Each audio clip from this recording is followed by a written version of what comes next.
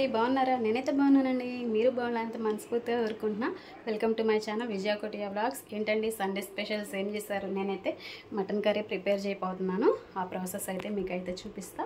Okay, మరి ఇప్పుడైతే dish అయితే పెట్టుకున్నానండి. నేనైతే ఆయిల్ పోసుకుంటున్నా.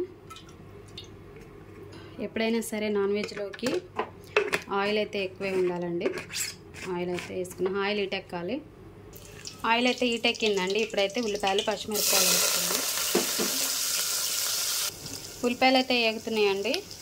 ఇంకా ఇవి బాగా బ్రౌన్ కలర్లోకి అయితే రావాలి. ఇప్పుడైతే మసాలా అయితే వేసుకుందాం. ఈ మసాలా అయితే అల్లం, చిన్నులపాయ, కొబ్బరేనండి. ఇదైతే బాగా వేగాలన్నమాట. ఇక్కడైతే ఉప్పు, పసుపు వేసుకొని ముందుగానే ఆవగిల్లి పెట్టుకున్నానండి నేను, అంటే ఉడికించి పెట్టుకున్నా. మసాలా అయితే వేగిందండి. ఇప్పుడైతే మటన్ అయితే వేసుకోవాలి. వేసుకొని మొత్తం తిప్పుకుంటా. ఇప్పుడైతే మూత పెట్టుకొని ఒక 5 నిమిషాలు నూనెలో మగ్గనిద్దామండి. ఇప్పుడైతే కారం వేసుకోవాలండి. చక్కగా అయితే ముక్క అయితే నూనెలో వేగింది. ఇంకా తగినంత కారం అయితే వేసుకోవాలి. కొంచెం మంట ఎక్కువ తినేవాళ్ళు అయితే కొంచెం ఎక్కువ వేసుకోవచ్చు. మేమైతే కొంచెం తక్కువేనండి, కొంచెం వేసుకుంటున్నాను నేను. కారం అయితే వేసుకున్నాం కదండి, కొంచెం వాటర్ అయితే వేసుకుందాం.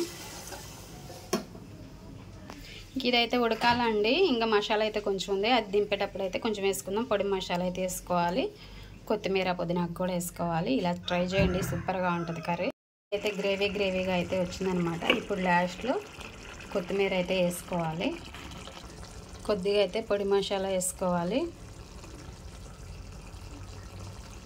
మొత్తం అయితే వేసేసానండి. ఇప్పుడైతే మూత పెట్టుకొని ఒక 3 నిమిషాలు 2 నిమిషాలు అయితే మగ్గించుకుందాం. నూనె అంతా పైకి తేలితే ఇంకా కర్రీ ప్రిపేర్ అయిపోయింది. కర్రీ కూడా ప్రిపేర్ అయిపోయింది. ఇట్లా అయితే నూనెగా రావాలన్నమాట.